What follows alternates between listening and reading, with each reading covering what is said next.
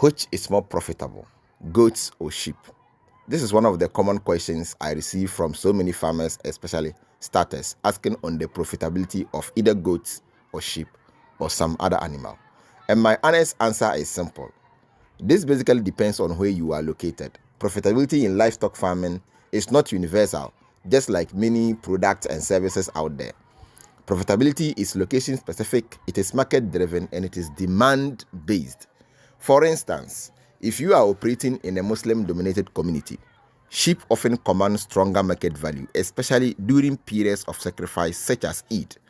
In many of these communities, sheep are culturally preferred for religious purposes and ceremonies. That seasonal demand alone can significantly increase profitability if you time your production correctly. For instance, let's say you are a sheep farmer and you are able to sell up to 100 rams on yearly basis at every Eid sacrifice. If you sell each ram for at least $200 and you are able to set this up consistently, you will be making at least $20,000 on yearly basis. Now, if you move into urban centers with many restaurants, chop bars, and steady customer traffic, the story changes. Goat meat has consistent demand in cities.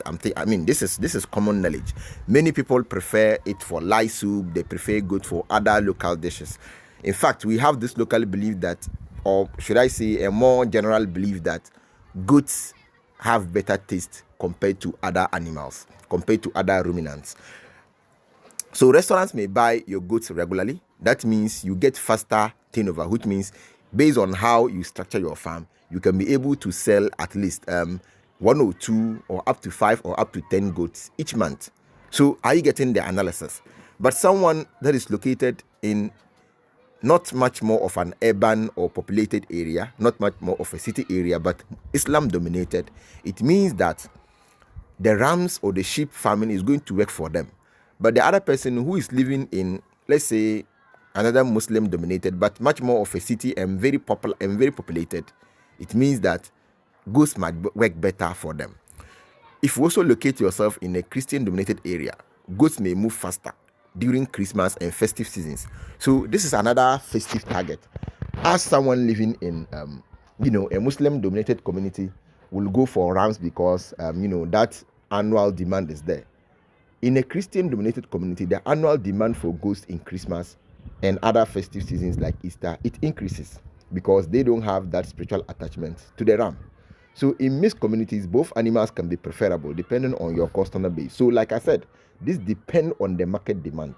So someone can actually find themselves in a mixed community where there is, sheep demand, where there is profitable goat farming.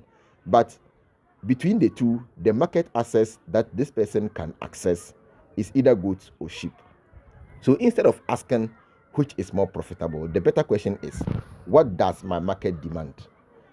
Me as a farmer, myself as a farmer, the market access, the people that I work with, the people that trust me, my customer base, what do they demand? Are they demanding goats? Are they demanding sheep? So you have to, one, study your location, understand your buyers, your customers, and know your seasons. Then you calculate your feed cost. This is very important. The fact that you sold so many goats or so many sheep does not necessarily translate into profitability. This is important. Don't come and say, I'm able to sell 200 goats and elsewhere someone is able to sell 50 goats. You have to be able to calculate your feed cost relative to the amount of money you are making from the animal sales. Then align your production to your market. Livestock farming is not about copying trends. I've always said this, don't copy trends. It is about matching supply to demand. That is how you build profitable and sustainable farm. If you are able to come this far and you see this video to be helpful, consider subscribing or following the channel and sharing to other farmers so that they all benefit.